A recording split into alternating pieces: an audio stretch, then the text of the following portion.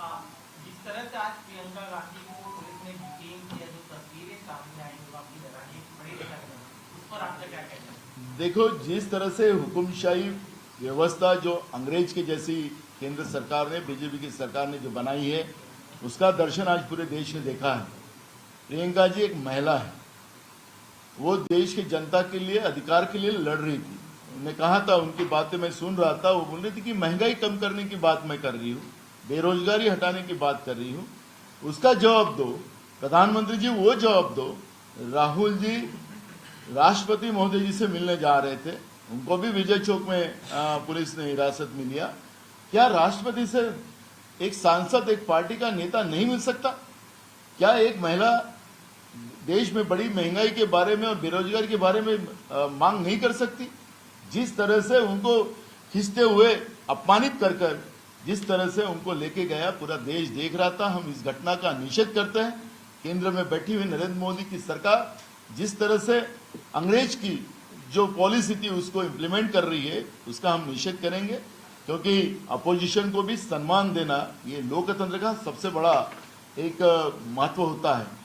मैं इनको याद दिलाऊंगा, इंदिरा जी की जब सत्ता थी तब अटल बिहारी जी और अडवाणी जी चुन के नहीं आए थे। हमने कांग्रेस के सांसदों का रिजाइन कराया और उनकी जगह में अपोजिशन भी हाउस में होना चाहिए, ये भूमिका उस समय इंदिरा जी ने ली। लेकिन आज उनके भारतीय जनता पार्टी के वरिष्ठ नेता कहते हैं कि हमें कोई अपोजिशन की जरूरत नहीं, हम पूरा बंद कर देंगे। तो इनको लोकतंत्र मान्य नहीं है, संविधान इनको एक मान्य नहीं है। और इस तरह का लोकतंत्र को जो नुकसान पहुंचाने वाली जो सरकार आज केंद्र में बैठी है, उस सरकार का जितना निषेध करना उतना निषेध करेंगे। उस घटना का, राहुल जी की और प्रियंका जी के घटना का कांग्रेस पार्टी निषेध करती है। नाना भाऊ, ईडीची कारवाई नंतरच काँग्रेस पक्ष फार आक्रमकतेने आंदोलन करताय, या आधीही मागे होती, परंतु काँग्रेस पक्ष हवा तसं रस्त्यावर उतरला नाही। गांधी घराण्यावर हे अटॅक होत आहे म्हणून काँग्रेस पक्षाने आक्रमकतेने आंदोलन करत आहे। आपल्याला एक गोष्ट माहिती आहे की जेव्हा महागाईच्या वेळेस काँग्रेसने पेट्रोल डिझेलची महागाई असो, गॅस सिलेंडरची महागाई असो, सगळ्या गोष्टीमध्ये काँग्रेसने सातत्यानं लढाईची भूमिका घेतली। मी तुम्हाला आंदोलनाचं लिस्ट अगर मीडियाजवळ नसेल तर मी किती आंदोलन आम्ही केले, किती कार्यकर्त्यांवर गुन्हे दाखल झालेत, याची लिस्ट आम्ही तुम्हाला देतोय। दुसरं राहिलं सोनिया गांधी आणि राहुल गांधींवर कारवाईची भूमिका, खोटे आरोप लावून मुद्दामून गांधी परिवाराला बदनाम, कारण की आपल्याला अजूनही माहीत असेल की ज्याची भीती असते त्याचा उल्लेख वारंवार केला जातो। आजही 8 वर्षाचं 9वं वर्ष सुरू होते आता नरेंद्र मोदींच्या सरकारला। खोटं बोलून, खोटे स्वप्न दाखवून देशामध्ये सत्तेत आले, पण आजही पहिल्या दिवशीपासून तर कालपर्यंत लोकसभेत असो की रस्त्यातल्या भाषणामध्ये असो, गांधी परिवाराचं, नेहरू परिवाराचं नाव घेतल्याशिवाय त्यांचं भाषण पूर्ण होत नाही। तुम्हाला 60 महिन्यासाठी सरकार मागितली होती, आता तुम्हाला 60 महिन्याची वर झाली, तुम्ही देश विकला, हे लोकांना सांगा ना। तुम्हाला तुमचे पाप सांगायचं नाही, अजूनही गांधी परिवारावर टार्गेट करून त्यांना अपमानित करून तुम्हाला सत्ता पुन्हा मिळवायचा जो प्रयत्न चालू आहे। आता देशातली जनता गांधी परिवाराला अपमानित करणाऱ्या लोकांजवळ, आता देशातली सरकार, आता देशाची जनता त्यांना सत्ता देणार नाही। आम्ही काँग्रेसची भूमिका स्पष्ट आहे, देशासाठी आमचं पारतंत्र्यातही बलिदान आम्ही दिलं। स्वातंत्र्याच्या या व्यवस्थेमध्ये सुद्धा आजही संविधान टिकवणं आणि लोकशाही टिकवणं आणि देशाच्या जनतेला न्याय देणं ही काँग्रेसची भूमिका आहे। त्यामुळे ही जी काही पार्श्वभूमी काही लोक मांडतात विरोधकांकडून, त्यांना नसेल माहिती तर आम्ही त्यांना देतो की आम्ही किती आंदोलन केली महागाईच्या विरोधात, बेरोजगारीच्या विरोधात आणि शेतकऱ्यांसाठी, हे त्यांना आम्ही लगेच तो माहिती देऊ। केंद्रीय मंत्री रामदास अठावले का भी कुछ ही देर पहले बयान आया, उन्होंने कहा कि कांग्रेस जो है वो विरोध की राजनीति के लिए, वो ये भी कह रहे हैं कि लोकतंत्र को खत्म किया कांग्रेस ने। रविशंकर प्रसाद ने यही कहते हुए नजर आए। उन्होंने कहा कि राहुल गांधी महंगाई और बेरोजगारी की चर्चा सिर्फ एक बहाना है, असली मकसद तो ईडी को डराना है। मैं रामदास जी का नाम आपने लिया और किसका किसका लिया। अगर लोकतंत्र कांग्रेस ने नहीं बचा रहता तो आज केंद्र में मंत्री नहीं रहते। गलत बोला है, उनको उसको थोड़ा सुधारने के लिए बोलो, नहीं उनको सुधारने के लिए बोलो। हाँ, ये कह रहे हैं कि क्योंकि इंदिरा गांधी के टाइम पर इमरजेंसी लगी थी, कई पत्रकार से उनको जेल में कर दिया था, ये रेफरेंस दे रहे हैं। बराबर है, उस समय की अगर इमरजेंसी की बात वो बार बार कह रहे हैं तो 2014 से आज 2022 हम देश में हैं, तो क्या अघोषित इमरजेंसी देश में नहीं है? क्या देश की जनता इस बात को भूल गई है? और उस समय इंदिरा जी ने क्यों इमरजेंसी लगाई थी, अगर उनको पता नहीं होगा तो हम बताएंगे समय आने के बाद।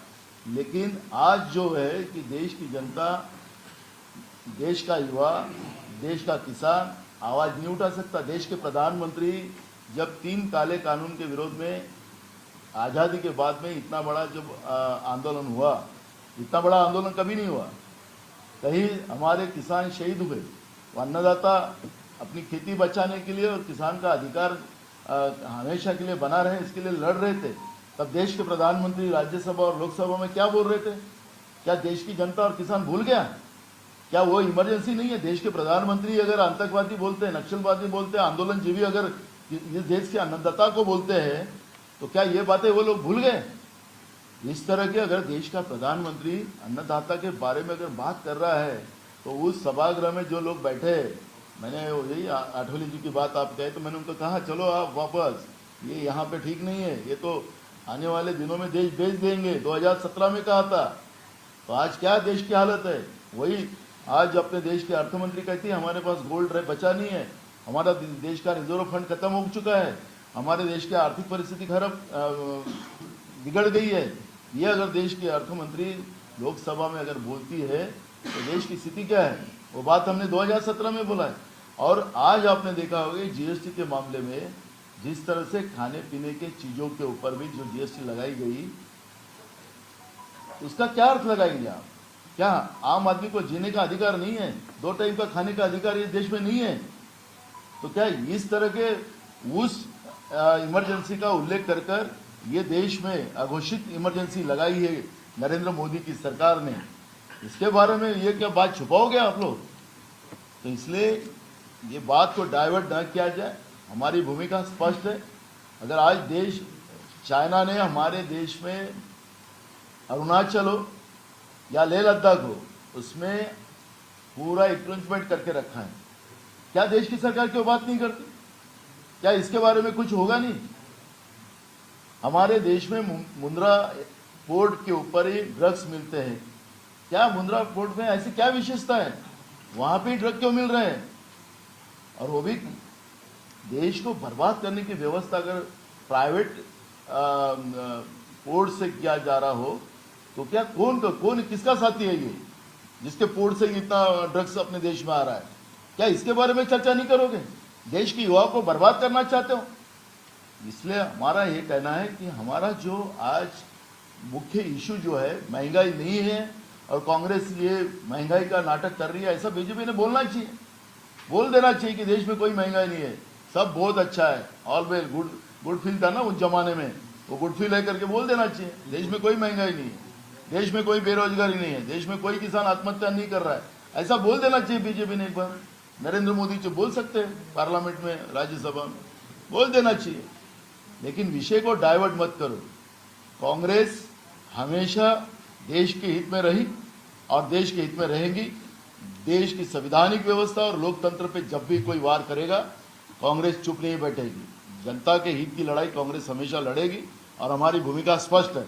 और जिनको मजाक करना है, जिसको आपने याद होगा, मैं गिलाऊंगा बात निकाला करके, आपने जनवरी 2020 में राहुल जी और सोनिया जी ने खुद कोरोना का लेटर प्रधानमंत्री जी को और देश के हेल्थ मिनिस्टर को लिखा था। तब बीजेपी उनको टारगेट कर रही थी कि आप, हमारे देश में किसी को कोरोना नहीं होगा, आपको जाओ इटली में चले जाओ, दोनों माँ बेटे, ऐसे बोलते थे। क्या देश के लोग कोरोना में मरे तो इसकी जवाबदारी कौन लेगा? जब राहुल जी और सोनिया जी बोल रही थी तब भी उन लोगों ने टारगेट किया था। आज देश की परिस्थिति, जैसे जीएसटी और नोटबंदी के बारे में भी राहुल जी ने उस कहा था गब्बर सिंह टैक्स है, क्या जीएसटी का परिणाम ये देश की जनता पे नहीं हो रहा है? क्या हम लोग इस विषय को डाइवर्ट करेंगे बार बार? और इसलिए हमने एक बात भूमिका रखी है, जैसी आज़ादी की लड़ाई लड़ी वैसी लड़ाई लड़ने की भूमिका कांग्रेस की है। हमारे नेता राहुल गांधी के साथ पूरा देश खड़ा होगा और तुमको विश्वास के साथ बता रहा हूँ, ये लड़ाई जो संवैधानिक व्यवस्था के आधार पर हम जीतेंगे और हिंदुस्तान की जनता को न्याय देके कांग्रेस ही न्याय दे सकती है। यह विश्वास लोगों के बीच में पैदा करने का काम कांग्रेस करेगी।